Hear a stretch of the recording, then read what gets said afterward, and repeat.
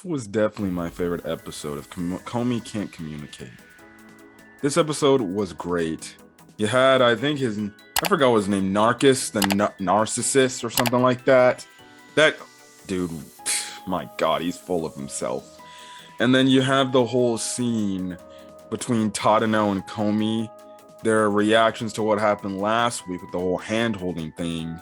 And then you get a little bit of the dive into Komi's backstory. Well, a little bit into dive of Komi's past of why she's pretty much afraid of going on these trips, these school trips. So it's definitely going to be, it definitely was a really good episode. Solid. I'm going to start from just I guess you could say the things that I didn't like the most. Now, I still liked everything in this episode, but the things that, I didn't catch my eye at first, but then, I saw it. But anyways, I think like I said, I think his name is Narcissist, the Narcissist, which is hilarious. And we were like teased at this character, I believe, last week that he was making his introduction. This is a brand new character. And this guy pretty much is a narcissist. He thinks he's like the coolest guy in the class. Everybody looks at his way and everything. But the only person that like is legitimately paying attention to this guy is like, I guess his friend, who's just like, who essentially he thinks one way, but then the dude kind of narrates for the story like, no, it's not like that, dude. And it's freaking hilarious because this guy's just like, oh, I'm so handsome, I'm so this, I'm so that, I'm just great. And he's like blowing his hair and everything and stuff like that. And it's hilarious. So he tries to talk to Komi and he's trying to get attention to Komi, but legitimately everybody, who is close to Komi or attached to Komi is preventing this guy from meeting her and everything. Like, I think the craziest you get again is another Yamai situation where, he looks like he's about to talk to he's about to talk to Komi in the hallways, and then Yamai grabs his freaking shoulder, does the typical thing where she get like she did to I think to Dano last season, where she gets super close up and she starts whispering pretty much death threats in his ear, and this guy's like, oh, pretty much. And I'm like, oh shit. I'm like, your mind is freaking crazy, because she's like, you are not touching Lord Komi. You don't understand what Lord Komi has. And if you mess around with Lord Komi, I will kill you. You don't understand. Please leave her alone. And I'm like, somebody help this girl, please. And then she does her typical after she's done. She's like, okay, I did my thing. Hey, Komi-san. I'm like, this girl is really crazy. I'm like, I'm getting sick and tired of her bullshit, honestly. Her old freaking protectiveness like that. But that's what happens the entire episode. Now, we have a moment in the episode where he drops like his handkerchief or something like that. Komi sees it. She ends up picking him up, confronting him in like the hallways, and gives this to him. And, essentially I'm guessing you can now add this dude to her friend group now, and stuff like that. So, yeah. It was funny too, and there was a part in this whole scene of the episode where he's wondering, like, is Komi like a person with a communication disorder? And his best friend's like, yes, you're actually correct. And then all of a sudden he's like, no, that can't be the case. And then he's like, are you serious, bro? So I find it funny. I feel like these two pairings, it could be something funny for the next couple of episodes, but I definitely can't wait to see where this story is going to be headed. So yeah. Going forward, we actually start the episode off with a reaction moment to what happened last week. We get Komi's perspective, and then we get Tadano's perspective. So Komi's perspective is of the whole thing of, if Najimi saw them holding hands, and if Tadano also remembered. And the thing is, she's getting very flustered by doing that whole action, because she's like, she doesn't know what came over her to do that. She wonders if Najimi saw what they did, and she's like thinking like what Najimi would think and everything if Najimi saw that. Which was hilarious, because she was freaking out this entire time she gets to school, and she literally writes a freaking note to leave in Najimi's locker, and she's pretty much like, I'm gonna leave this in his locker and stuff like that. He's gonna read this, and he's gonna be cool, and he's gonna understand that this is a complete misunderstanding of what happened. But as she's about to do that, Najimi's like, "Oh, hey, Komi, what's going on? What you got there? Oh, is this a love letter for me?" And she obviously freaks out. Najimi ends up, opening up the letter, and it's like, it was something, close to like, oh, we were holding hands or something like that. Now we get Tadano's perspective in the next scene. And Tadano's perspective is he doesn't really remember what truly happened, because he had a fever and he was kind of just like all over the place and in and out of it.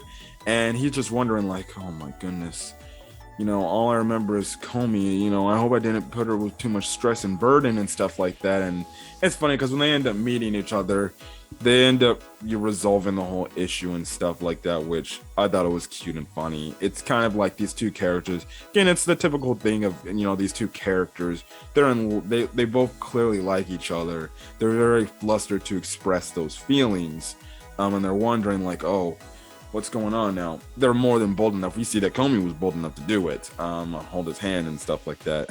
So yeah, and then we get the last bit of the episode, which was probably my favorite part of the episode, is when apparently we find out that the class is going on a school field trip to Kyoto. Kyoto, I believe. And the thing is, Komi goes on to make the mention of the fact that, oh yeah, she's been to Kyoto before and everything, and it looks like it's gonna be a good time and everything, and stuff like that. And then we get some alone time between her and Tadano, and it gets to the point where they end up splitting up and everything. And they're going their separate ways and everything, because Tadano's like, oh man, I can't wait to go on this trip with you, and I'm glad that you went to Kyoto already and everything, and we're gonna have so much fun and stuff like that. And Tadano gets a call from Komi. He's like, hey Komi, what's up? Is there something that happened or wrong? And then the thing is that I love too, she called him like legitimately like a few seconds after he turned the corner.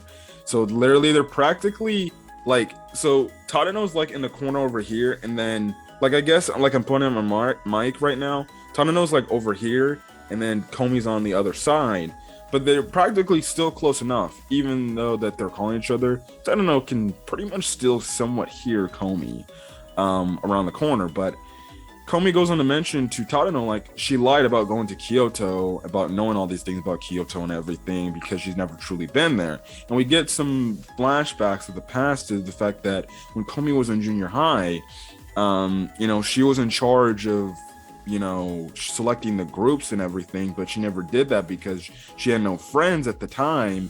And again, she had her whole communication disorder talking, and she's saying this on the phone. She's like talking to Tadano and everything in the soft tone, and I love how Tadano, he's very supportive of Komi, where he's like, listen, you can take your time, I'm gonna stay here and listen to your story, so whenever you're ready, I love that where he's willing to hear her out, and if it takes even an hour for her to get her story across, just for her to come out and speak to him, I really love that he wants to be there for her.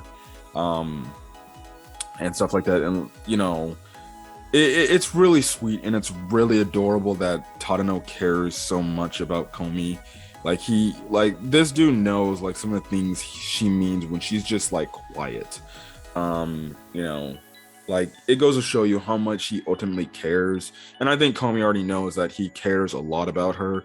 But you get into the backstory where she has to do that stuff, but she doesn't end up doing it, and some people somewhat kind of judge her for doing it and everything, and they kind of put up a lot of pressure on her to make the groups, and because of it, she ends up not going. She ends up just staying at home and everything because of it, and she felt ashamed, and she's like pretty much afraid, like what if it happens again? Will I have to stay home and everything? And Tadano was like, well, if that's the case, then I'll skip out on the trip too, and I'll stay at home with you. Which I thought that was very sweet of him to do that. That was very cute. And the fact that he's willing to miss out on a trip for this girl he cares about. I thought that was cool, but you know, Komi's like, no, I want you to go on the trip. He's like, no, it's fine. If you don't go, then I'm not gonna go either, and stuff like that. And it it gets to the point where, you know, he does convince her, like, hey, you know, who knows, maybe, you know, listen, when we go, I promise I'll be there with you, and then guess what, we can both experience Kyoto together and have a nice fun time, you know. And I think he even says, like, I think in a way he even asked her out, like, maybe, yeah, he does. He even asked her out, he's like, maybe we can just go to Kyoto one time in the future where it's just you and me. And I'm like, my boy Tadano spitting some game. He trying to get Komi to go out on a date with him. I'm like, yes, yes. So yeah, Komi accepts. She makes her mind up that she will go with the trip, especially with the fact that Tadano will be with her and everything. So that's cute. That's cute and everything. And then you end the episode off with the teacher saying, yep, here we go. We're drawing lots to see what group you're in. And apparently we're going to get a trip arc going on. You know, the field trip arc going on or something like that. So it looks like Tadano and Komi won't potentially be going together, because seemingly enough, it looks like they're going to be in a different group, and I feel like that's probably what they're going to go. Tadano and Komi are going to be split apart from each other because they're going to be in different groups.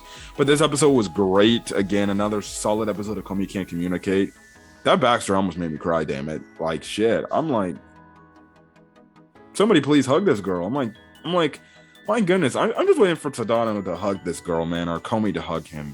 I need one of the two to hug each other. Like, these two are just adorable. But anyways, guys, I'm gonna get out of here. If you guys like the video, leave a like. Put in the comment section your thoughts on this week's episode of Komi Can't Communicate, as well as you hitting the subscribe button to get more Komi Can't Communicate content or any other anime content I upload to the channel. And other than that, I'm gonna get out of here, guys. Hopefully you guys have a great rest of your day or night or when checking this video. Until then, guys, peace.